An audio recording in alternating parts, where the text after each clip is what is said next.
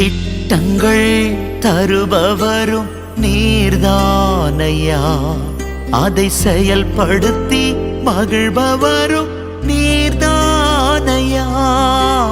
திட்டங்கள் தருபவரும் நீர்தானையா, அதை செயல்படுத்தி மகிழ்பவரும் நீர்தானையா. எஜமானனே என் ராஜனே,